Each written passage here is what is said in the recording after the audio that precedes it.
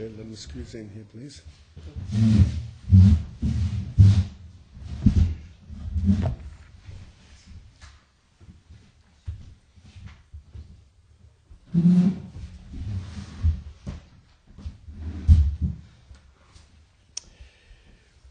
Okay.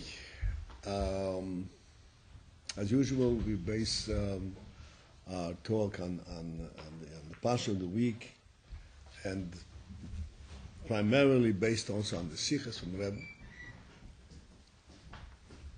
And most importantly, the topic that we're discussing is, of course, ourselves. That's the most important thing. Since we're very cold, so we are really discussing ourselves.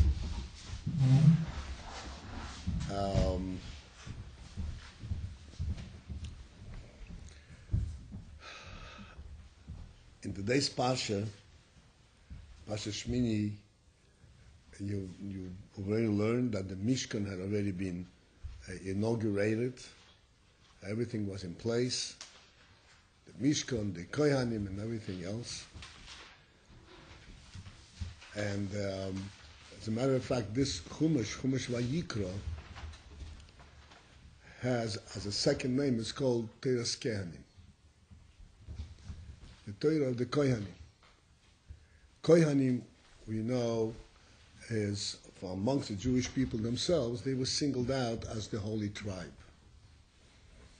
They were the only ones privileged to do Avedim B'Samigdosh, and as a result of that privilege, or as a result of their special holy status, they had many restrictions that ordinary Yidden didn't have.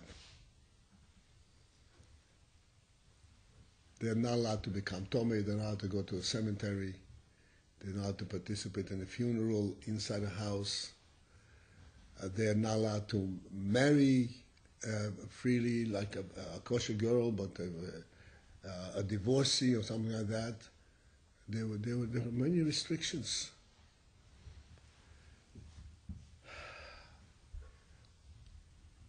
So that's one aspect. And along with that, this Torah's Kohanim element, the truth is that the entire Jewish nation are referred to as Mamleches Kohanim V'Goy Kodesh. Right before Matan Torah, the Moshe Rabbeinu was told by Hashem to tell the Yidden, and I'm quoting directly from the Chumash. It says, "Ve'atem tihiyu li mamleches kohanim v'goy kodesh." You will be unto me a kingdom of kohanim, of priests, and a holy nation. So the Jewish nation as a whole has been uniquely singled out from amongst all the people in the world, and titled and defined as a holy nation.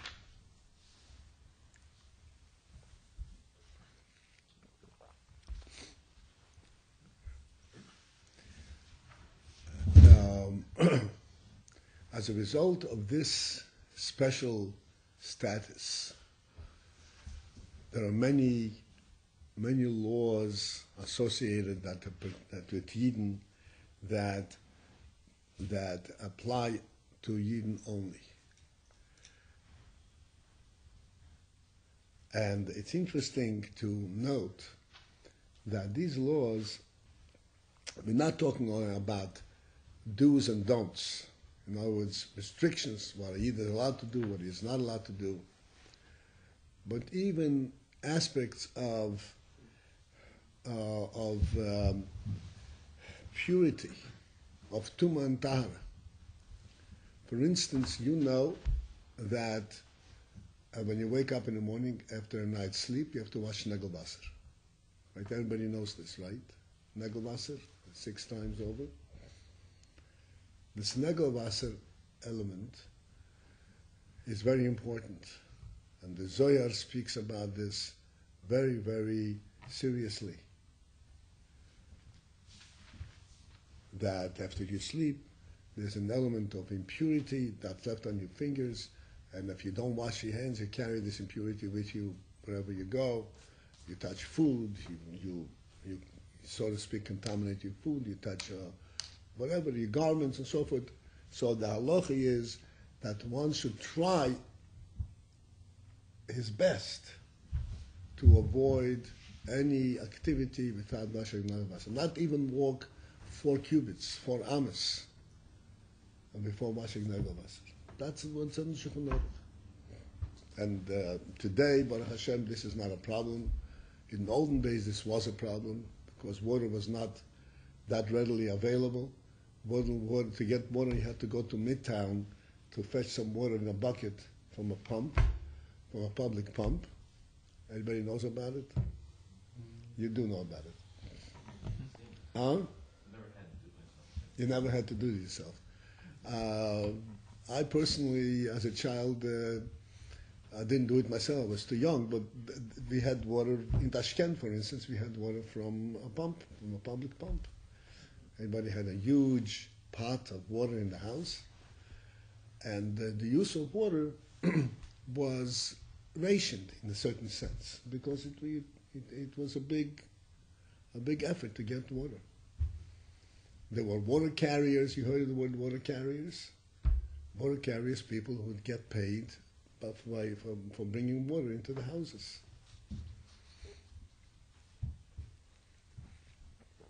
So nowadays this problem doesn't exist, and as a result of that, we don't have this consideration. Do I have, what kind of big cup do I have for washing nagavasa, a larger cup, a smaller cup? Absolutely no consideration whatsoever. This goes along with many, many other things, other difficulties that evaporated, that don't exist today. Such as kosher meat, pas Yisrael, bread baked by a Jewish baker, Chol of Yisrael, don't exist these problems. Chol of Yisrael means milk that was milked while a Yid was observing the milking. You go into the store and buy a container of milk, along with other milks. This was a problem for many, many years. Going back. And even in this country, in some places, it was difficult to get. So many of these things have been eliminated, so to speak, from the shelf of difficulties. But that does not reduce their importance. And it is important for us to understand the importance of these things, understand the significance and the implication. You know what the implication means? Implication means, what does it mean that a Yid, that you have tumah on your hands? Because the truth is, it's an odd thing. A non-Jew does not have this problem. I don't mean non-Jew doesn't have this problem because non-Jew is not obligated in mitzvahs. I mean that if a non-Jew wakes up in the morning and he does not wash negel and he touches food, it doesn't contaminate the food. It doesn't affect us. And if a Jew touches food, we say, hey, you shouldn't do it. It has some effect.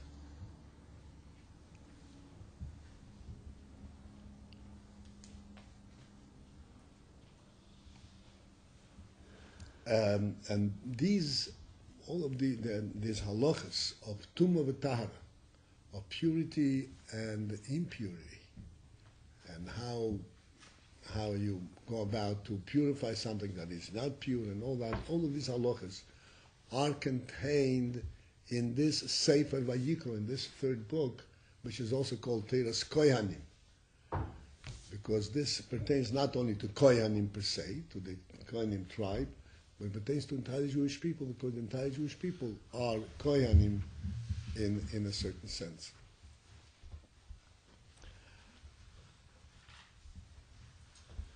So in today's Parsha, once the Mishkan was finished, everything was established, the Torah begins to speak about certain laws, restrictions that are based entirely on the principle of the singular, of the unique status of the Jewish people.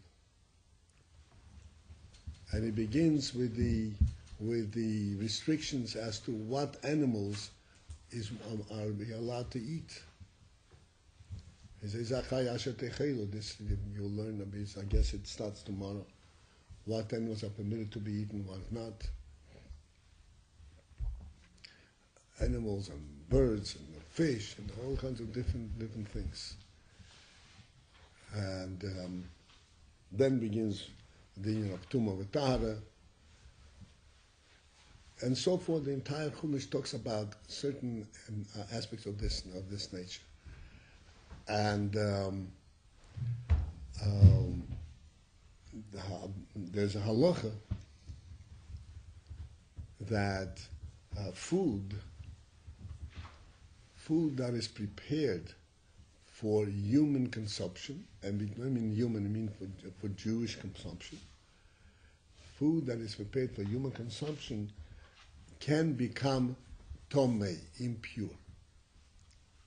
Food that is made, that is not for human consumption, that is for animal feed, does not become impure, does not become tomei. Only that which is for human consumption.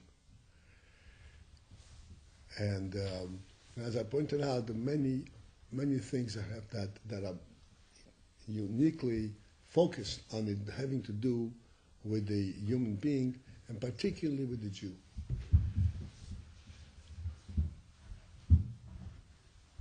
And now I'm going to discuss, this is, as I said, based on the Sikhs, on the Maimorim, Chassidus, what is the explanation that a Yid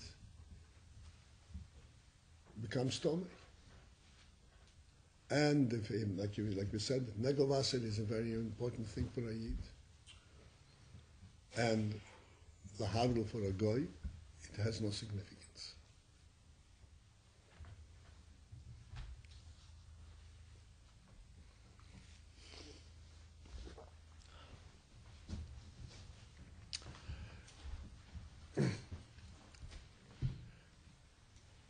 There's an expression in modern day psychology, and it's called self-respect. Anybody heard of this term, self-respect? Yeah. How could you not?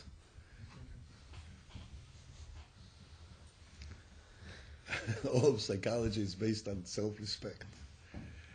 You have to respect yourself. You have to stand in front of the mirror and see if your tie is in place. Your tie is not in place.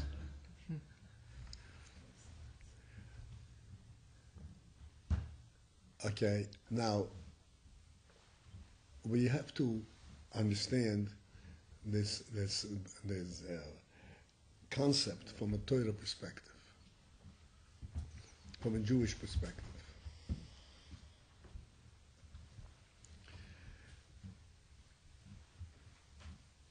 Self-respect, in the common sense of the word, where one is to have, in fact, guard his own honor, his own respect, and object if he is being slighted, if he is not being respected properly, if he's not given the right aliyah or whatever it is. This is not what this is about in Torah and in Jewish life.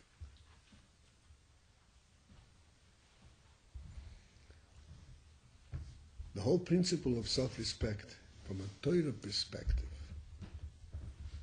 the truth is, that is where real self-respect is rooted.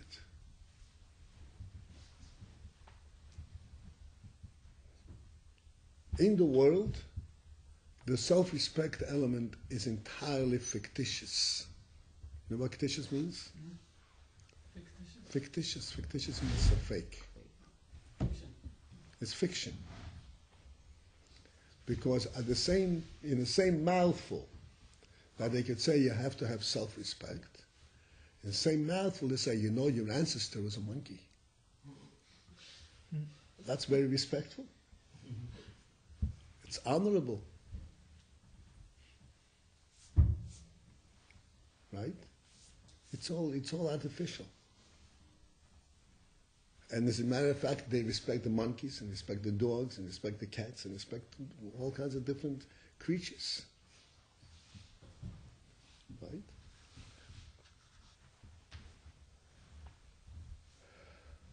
So this whole concept is all completely artificially construed. And, you know, there's certain rules. You're allowed to talk to me like this, you have to talk to me like this. You must say please, you must say thank you, you must, nod, whatever it is. This is folly, this is foolishness from our perspective. If we really understand the principle of self-respect, which is, on Torah basis, which is real, and a Torah, a person must, so to speak, respect himself, but not himself because of his monkey ancestry. Respect himself because he's a Yid and he has Torah mitzvahs. He's Ben Avrom Yitzchak Yankiv, and he is the elite of the world. He is the purpose for which the world was created, and he has his duties.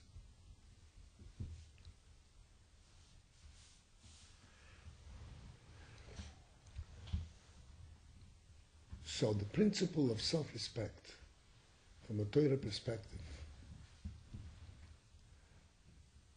is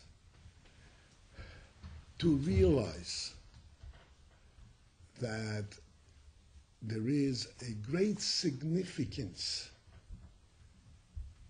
in who we are, what we do. And the reason there is a great significance in who we are and what we do is because there is a very great significance in the existence of the world itself. If we look at the world as a source of self-gratification, everybody knows what that means? Gratification. The world is a very important place because it produces good ice cream. And I can enjoy it, right? That is that's self-gratification. That's the whole value of the world. But if we understand that this world is a world that God created with a godly and divine plan, and that the world actually represents godly value, and the beauty of the world is representative of the greatness of the Creator. Like we say in davening every day. In davening, the few chapters of Psalms, of Tehillim that we say in the morning in Psuki de Zimra, where we very briefly, but very pointedly and strongly mention all the greatness that we know, that we can observe and recognize in the creation, in God's creation. Through the creation we can see God's own greatness. We mentioned that there are stars beyond count, but God knows the count of all the stars. And each star has a name. God creates each thing in the world by name. And therefore, when we reflect on the beauty and the grandeur of the world, this represents to us the revelation and the statement of God's greatness. And this, therefore, gives us a different perspective of what world are we really participating in and living in. Even from a simple human perspective, the variety of foods, to take a simplicity, but that is available is unfathomable. There's no end.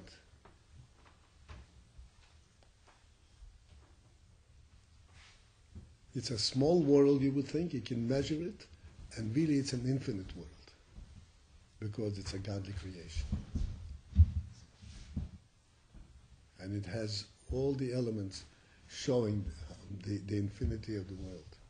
I once mentioned a very simple and interesting phenomenon.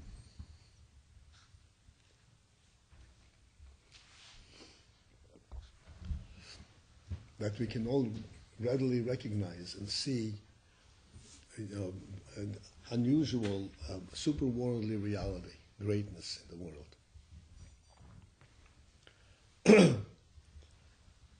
From our perspective, the way we experience life, we have day and night.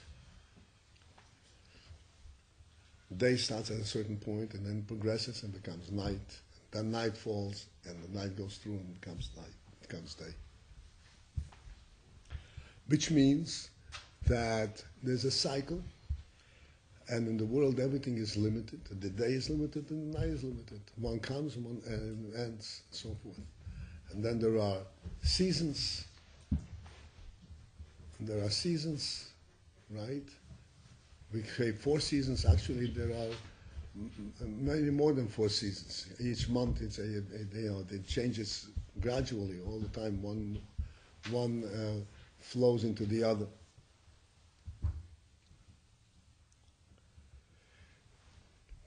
But if we reflect on the real truth of the world itself, we realize a fantastic phenomenon, that in reality, as far as the earth is concerned, this which we express, and we say day and night, and we have seasons, this is only from our own experience, because we have a limited experience. But as far as the earth is concerned,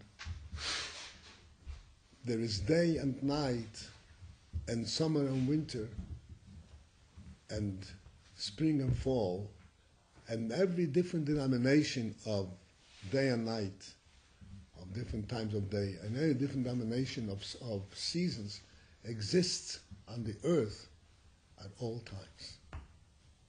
Did you realize that? On the earth, it is always midday and always midnight.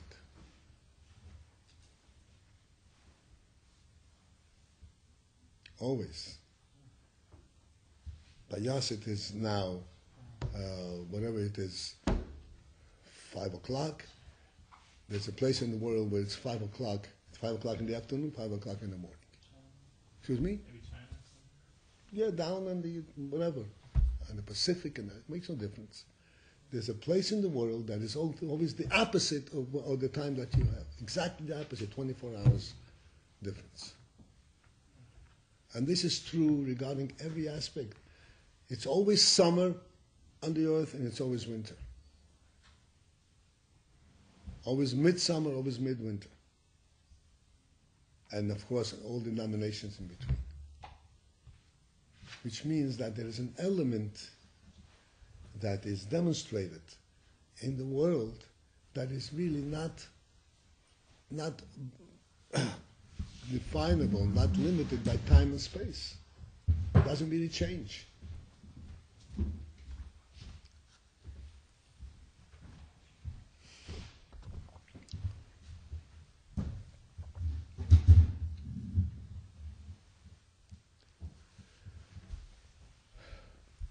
So, one of the teachings, one of the important things that a human being, a Yid, has to learn and reflect on as he grows up and as he grows into life in the world, you have to know what world we are living in and what is our place and participation. In what way are we members of this world? It's important to understand the greatness of the world we live in, for the purposes, of course, to recognize the greatness of its creator, because that is what this is all about.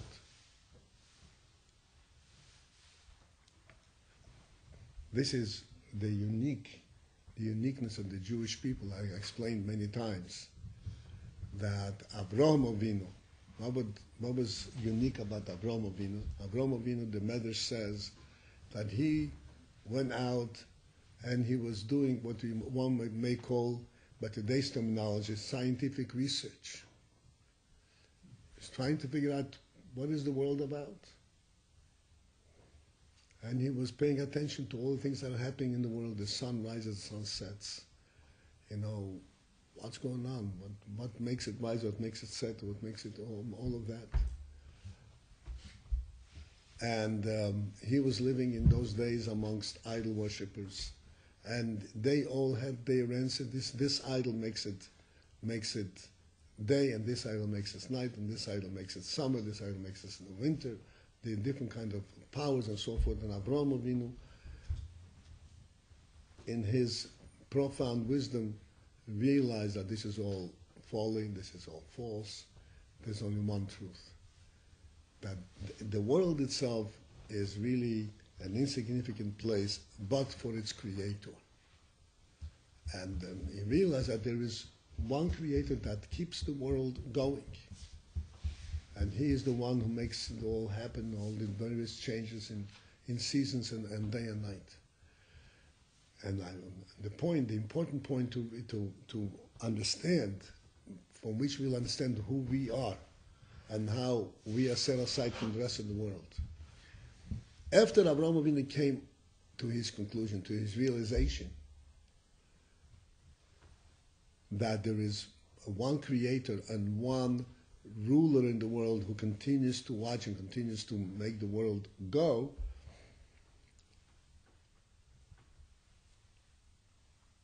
so this did not stop Avraham Avinu. This did not say, okay, now that I know what the world is about, I know how it works, I can go and enjoy myself. I don't have to worry, like in those days, the Avodah Zarah, the idol worshippers were constantly doomsayers. You better watch out this, because this star is going to come down, and this star is going to come down, this is going to happen. He says, no, there are no stars, they have no power, whatever it is, there's only one God, and he wants the world to run.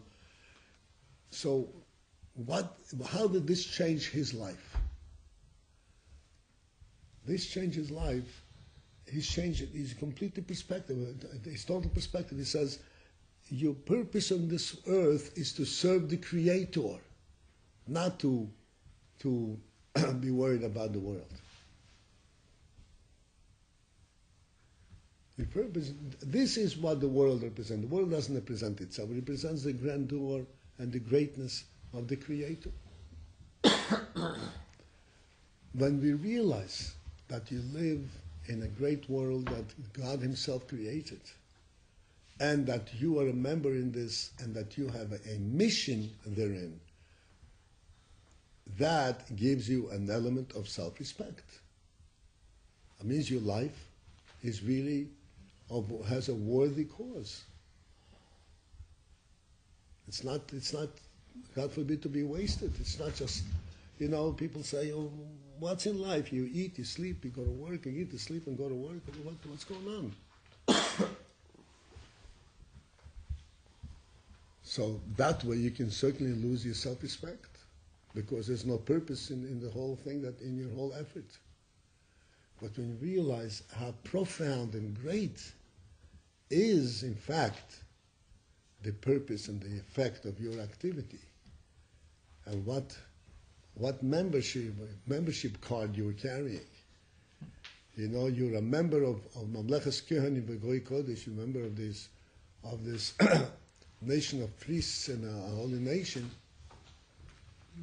Then you realize then you have an uplift, you have a spiritual uplift. And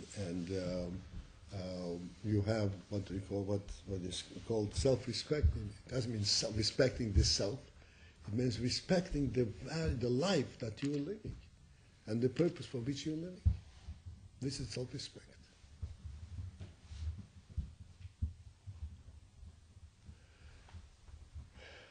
In this context, we have a very clear contrasts, differences, distinctions. The human being is the elite, there's no question about it, is the elite of the creation. Elite, the supreme being in the world. The human being was created by the creator of the whole world to rule the world. That's what the Torah says. To rule the world. The whole world was created for the human being. And from amongst the human beings, it was the Jewish people that represent that real element of the human value.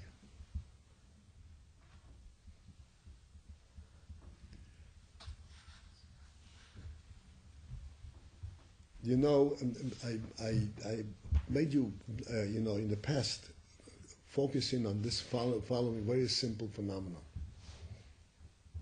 The world was created, in 6 days, and 7 days Shabbos. Adam Orishin, Adam, the human being, was created on the 6th day of Friday afternoon, which means for 5.5 days, there was a world fully populated with all kinds of different creatures, but for the human being was not there yet. Okay, this is what the world looked like. I'd like you to think to yourself and imagine a world fully populated with all kinds of creatures, no human being.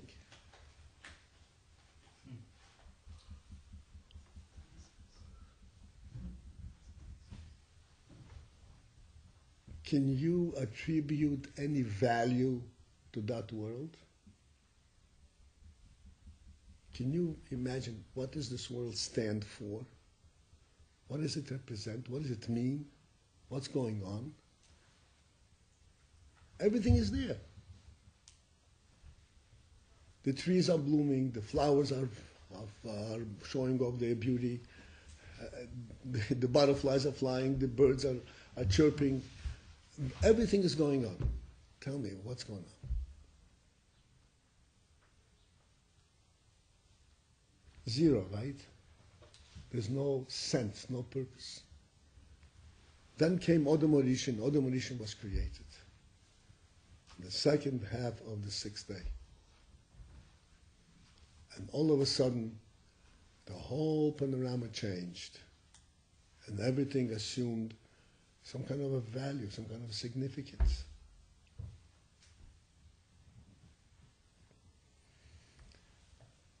How did that change take place? How did the Adam's arrival, how did that change everything else?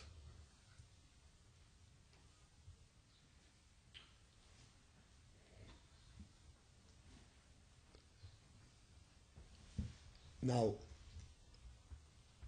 let's pursue this a little bit and give us a little bit of a handle on this. The trees were producing fruit, and the animals were eating the fruit. Adam Orishin came, and he also ate the fruit. So just because he is a human being eating the fruit, that makes the apple more significant because it's a human being eating it. The animals eat it, and he eats it. He's on par with them. Or whatever else he's participating, he's partaking in the world, whatever benefits he takes, whatever pleasure he takes. He goes for a swim in the big ocean. He goes surfing on big waves. So does the whale. What really changed but the arrival of the human being of Adam into the world. And we say, and we all realize in our seichel, the seichel which the Rebbe blessed us with, to have the ability of an insight, of a sensitivity to truth. What are we sensing had changed when Adam Rishon arrived? Rabbi Paltiel? I'm sorry? It's because we added God to the picture, right? Right. That's the principal thing. The principal change, that Adam Rishon change. Yes, indeed, he figured out how to rule the world, how to build houses, and how to navigate the oceans, all kinds of things. This is not the fundamental change, a fundamental addition to the world that give the world a real significance. You know, there are big boats going in the ocean.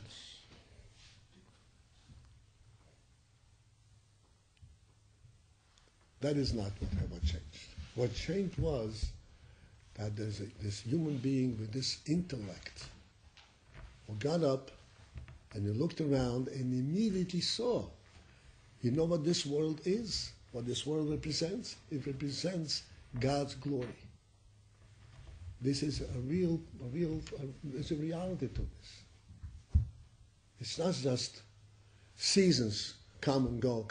This is eternal. There's an eternal quality to this.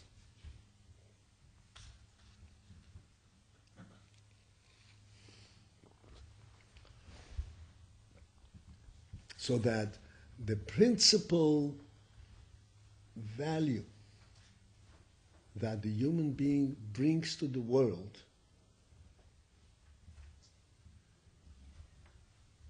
is not as is defined in the science books, that he learned how to make tools.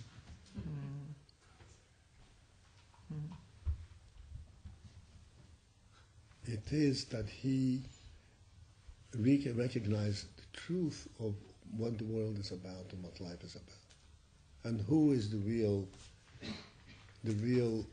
inspiration and spirit behind all this life going around. That gave it a real significance. Every human being, everyone understands. Everyone,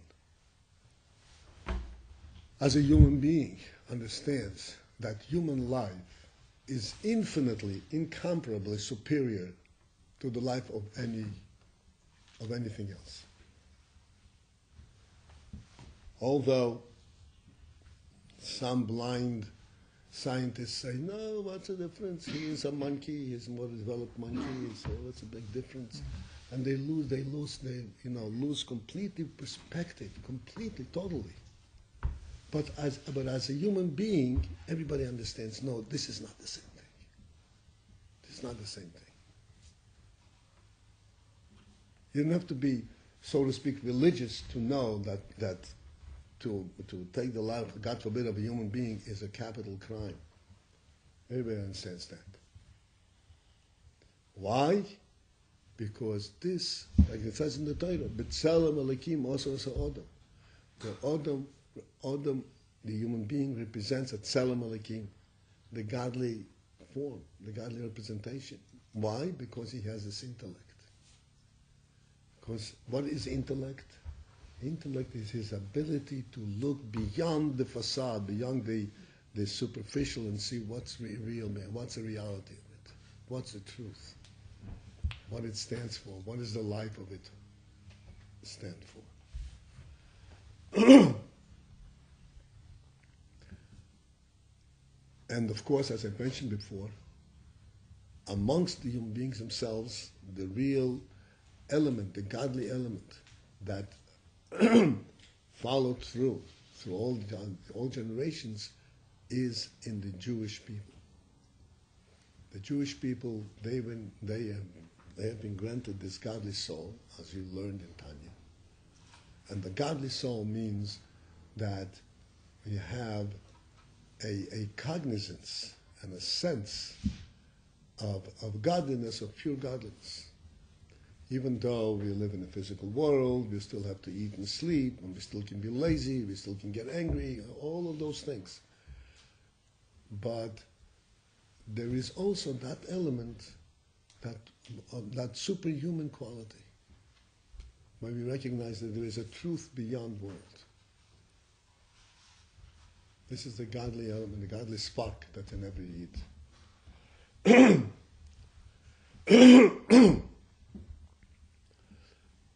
Because of this special status, this is why everything associated with a Yid has certain rules, certain restrictions. And food that has to do with a human being can become impure.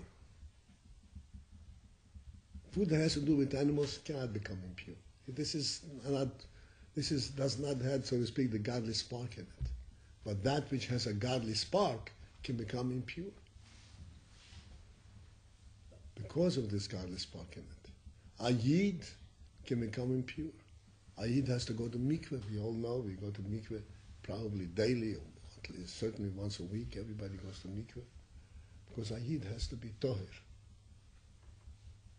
because he houses a godly neshama, and he has to, and he davens and he does mitzvahs for the Meivish, and he represents God in the world.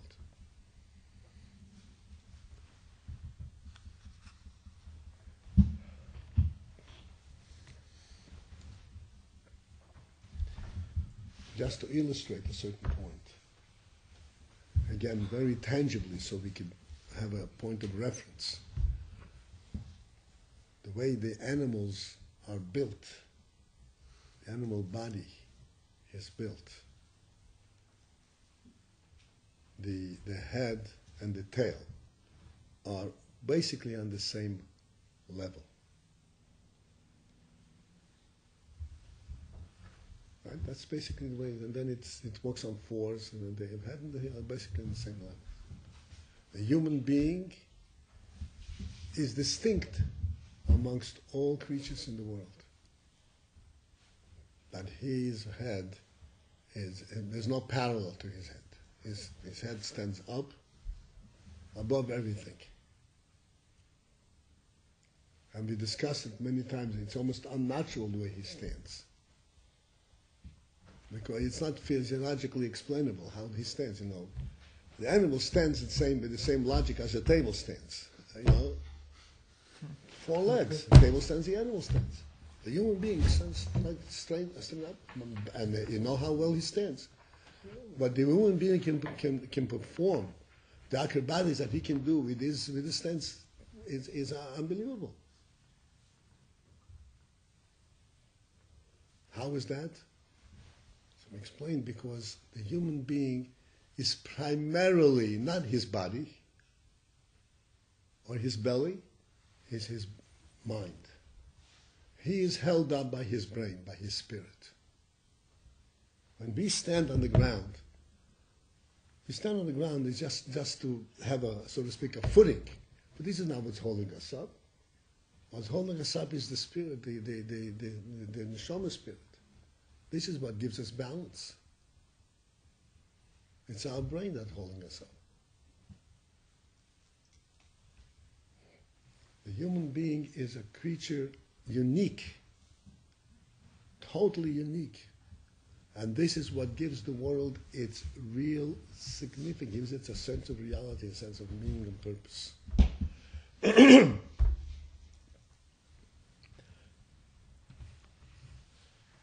This is what the Torah says in this Chumash. This is Torah's Kohanim. The laws of the Kohanim, and I just said doesn't mean the Kohanim, of course, are singled out from amongst the Jewish people themselves, the Kohanim, the tribe Kohanim, Levim and Kohanim, but all Yidden have this common title. Every Yid is a Kohen in a very, very, very significant and real sense. Every Yid has to watch the purity of the food that he eats, and the kashrus of the food that he eats, not because he's being restrained and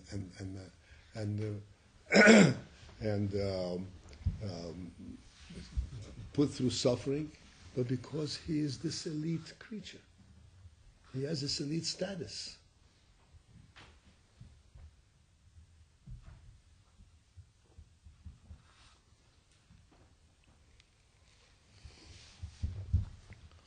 If you walk in the street and pick up a pebble, you know what a pebble is? A little rock, or a piece of rotten wood. See, it's all rotten, it's all dirty. You won't say, "Oh, look at this piece of wood, it's all rotten." A piece of wood is rotten. What's so disturbing about that? It rots and goes right back into the earth. But if you pick up, let's say, a gold ring, a pure, beautiful gold ring, and it got all dirtied up, just, "Oh, look at this," right? This is a piece of jewelry of exquisite beauty. Look at this, it has to be cleaned up. You can't leave it like this. The jewelry, the pearl, the gold of the world is the Jewish person. And for this reason, Hashem gave us a Torah that safeguards our purity and gives us a path and sets us on the road, on the path of bringing out all the beauty that is contained in our souls. And utilizing all our capabilities and all the great things that we can affect in the world and fulfill our, so to speak, divine destiny.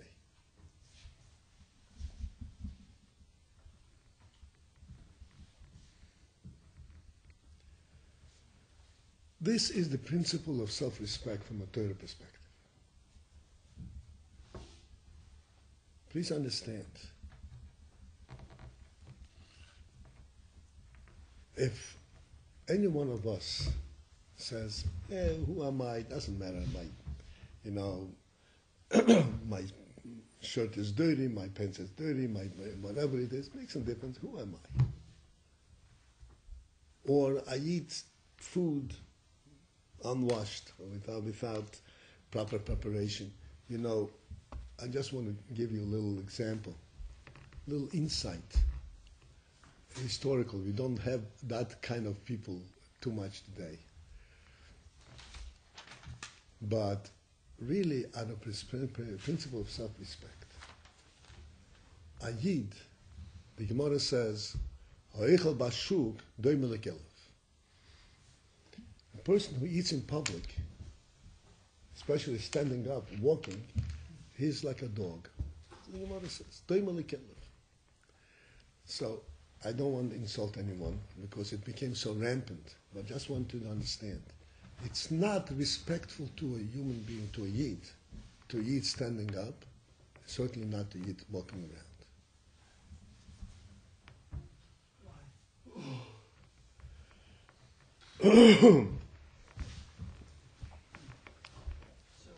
I'll explain to you why. I'll try to explain to you, okay, in a nutshell, okay? I'm glad you asked why, so that I know that I need to explain. Let me explain to you. Because when we eat, in contrast to the Kelev eating, the Kelev is eating to fill its belly. We eat, and everything that we do, it's part of Avodas Hashem. It's part of our service to God. We make a bracha before we eat, right? We eat God's food. We don't need food, the same food that the Kelev eats. It may look the same, but it's not the same. I explained many times over here, we should understand the meaning of a bracha. We make a bracha before we eat. What are you making a bracha for? The food is here already. And we say the bracha, it says, He creates this apple. He doesn't create the apple. The apple is right here on the table already. Or he can make a bracha, but he said, we have to be very careful what we say. We have to be honest and say only the truth. What's the explanation? What is the meaning of a bracha? The meaning of a bracha is as follows. Yes, indeed, there's an apple over here. This apple is not for me to eat. This apple belongs to the tree. The cat may eat this apple, but not me. I eat not an apple that I pick from the tree or find on the ground. I eat an apple that God put in my hand to eat. He says, this is for you to eat. There's a pasuk in the Torah, I don't know if you're aware of this. There's a pasuk in the Torah. After Adam Rishon was created, right there during the 6 days of creation, it says, God said to Adam, I have created this fruit for you to eat. That's what we eat. We eat that which God told us to eat, not that which we find as scavengers someplace on the tree.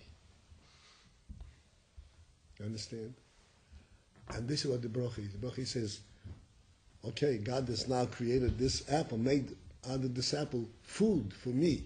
And that's what the bracha is.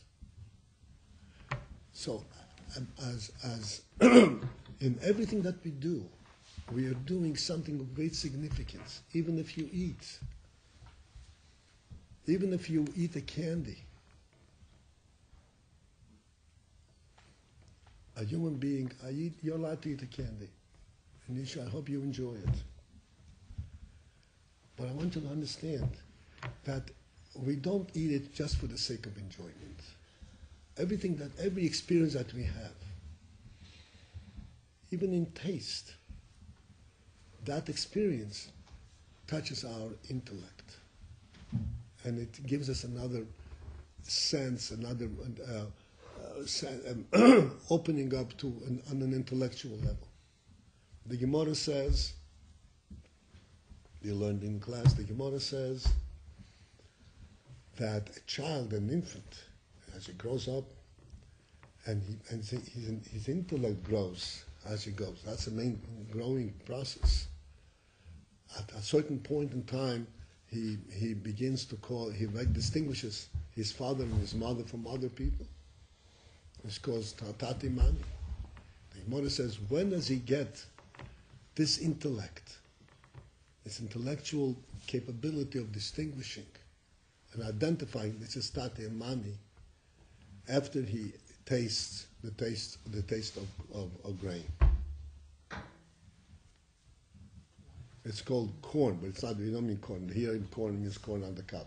It's called dogon. Dogon means certain types of food that have a special, like wheat, barley, that have a special depth to them, and that taste develops our intellect.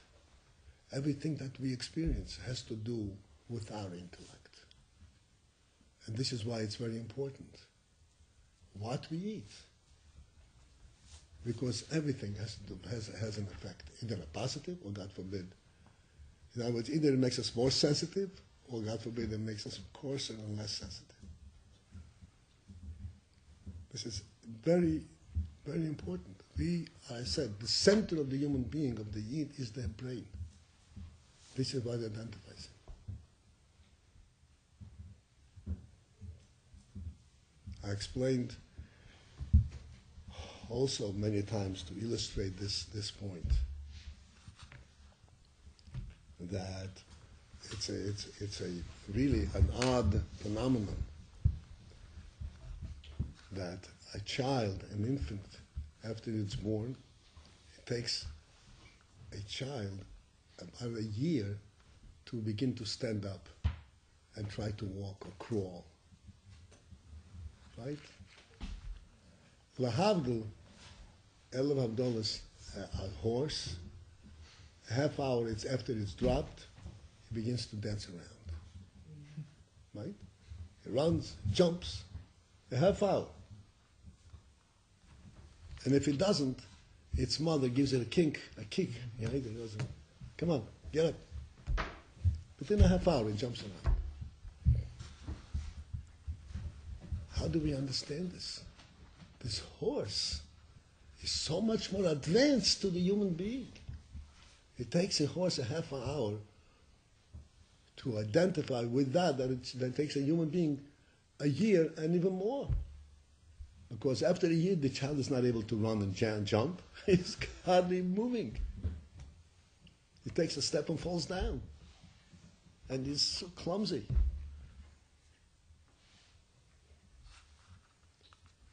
In a nutshell, what's the explanation? The horse jumps and runs instinctively. The horse doesn't know what it's doing. Didn't process it intellectually. Oh yeah, walking is a good thing. It looks good. I'd like to try it. No such thing. A human child, before it attempts anything, it processes it in its intellect.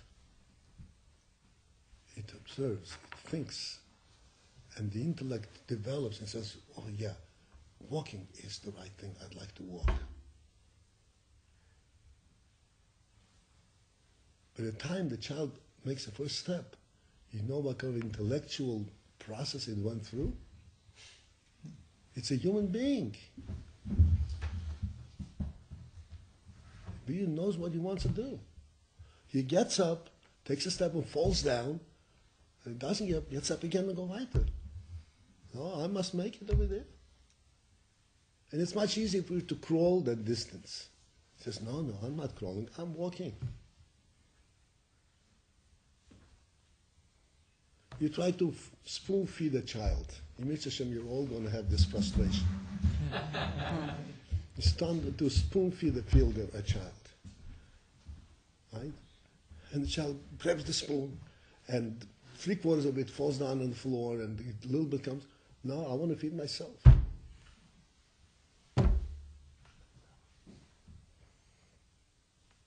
Okay? And you say, well, Maidala, Yingila, what did you do? You threw it all on the floor. I don't know what you're talking about. I have to feed myself. You understand? You're talking about a different world. You're talking about a human world and a godly world. And this is what self-respect is. You have to understand who we are, what we stand for. And therefore, just to give us a blanket view, if I get angry, I'm not having self-respect. If I get frustrated, I'm not having self-respect. I'm not acting like a human being. If I grab the food and I walk around and I eat and I forget to make a bracha or I eat disrespectfully, I'm not having self-respect. I should always take a little time to sit down, and I started to say to you, my observation was that Ayid, before he would eat, he would take an apple. I never saw Ayid biting off an apple, like this. I never saw it. So I was privileged that I grew up in that environment. But I want to introduce you.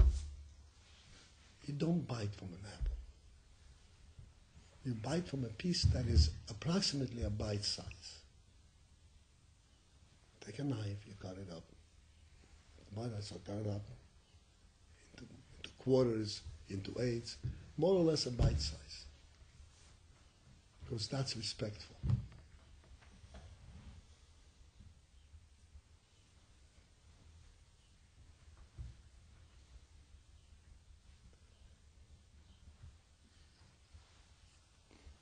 Why?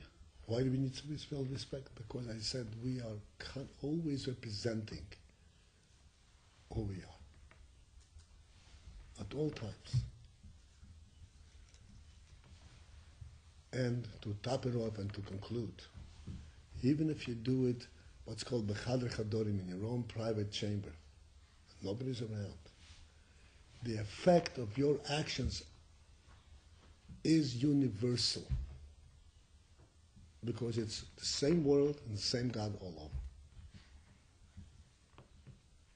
The effect of your actions is not only because you're being observed by another human being. affective reactions is because the right thing has been done in God's world. And that is universal effect. Certainly on yourself, it's very profound. Everything done right breeds further doing right. One's intellect grows with every step of growth. So with this, I conclude like we always do. My personal wishes to all of us. We should all be successful in growing up, become full Jewish adults, taking up the right place in God's world, and fulfilling our mission successfully, with all full of blessings. Amen. Shkaya.